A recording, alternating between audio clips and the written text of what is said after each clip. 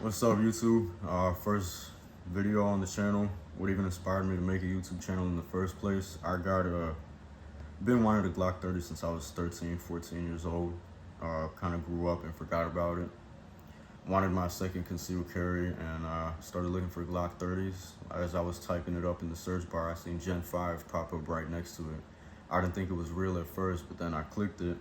It's real. So I started doing some digging on YouTube for reviews. Couldn't really find anything, so I had to buy it anyway because I've been wanting a Glock 30. So I'm going to show you guys the content that I was looking for in the first place.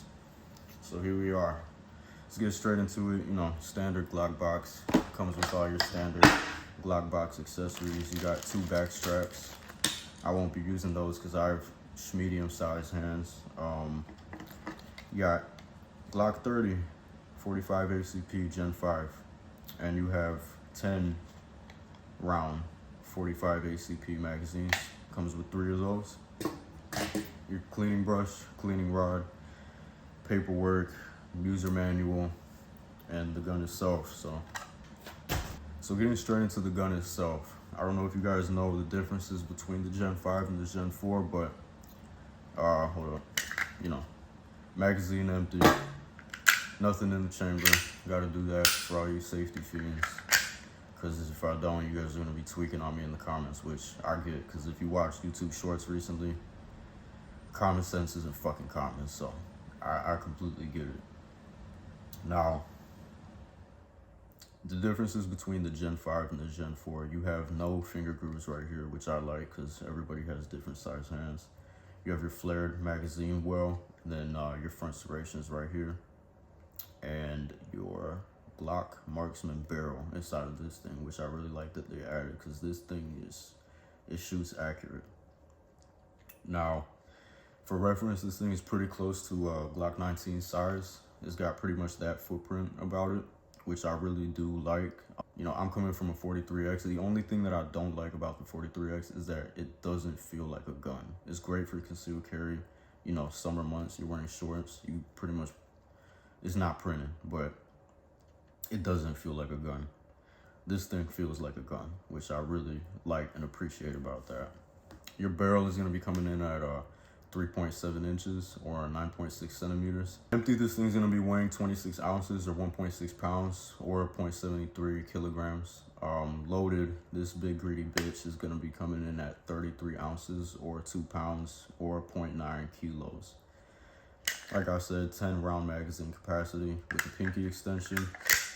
The Glock 29, which came out, I'm pretty sure the same day as this one.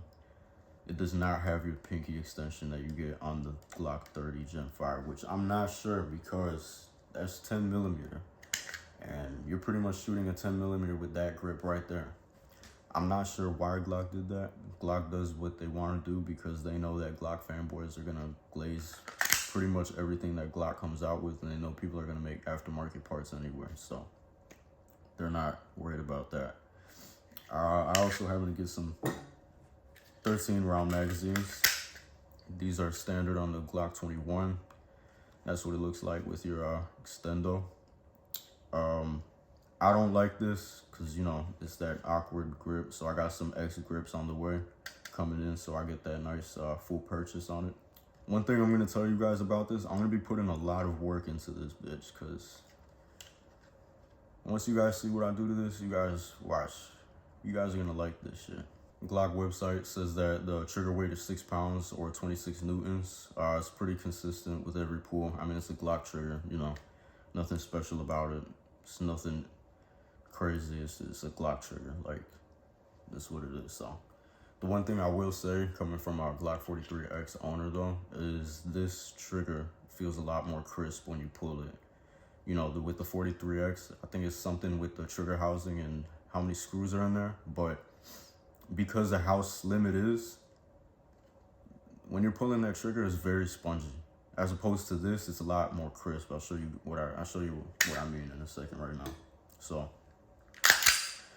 here is your pull right here. Clean break, and then here's your reset. You know, some take up, nice audible break. But yeah, that definitely feels a lot more tactile than the 43X trigger pull, which I really like. I've taken this thing out to the range twice already. I love it. It's pretty much, you just point and shoot. I mean, every gun should be like that, but this thing's really accurate, especially with that new Glock marksman barrel in there. I've been running some basic, 230 grain FMJs, Federal. Right now I'm carrying with these Federal hollow points. I got some critical defense on the way. And yeah, I'm gonna show you guys just a couple more angles of this.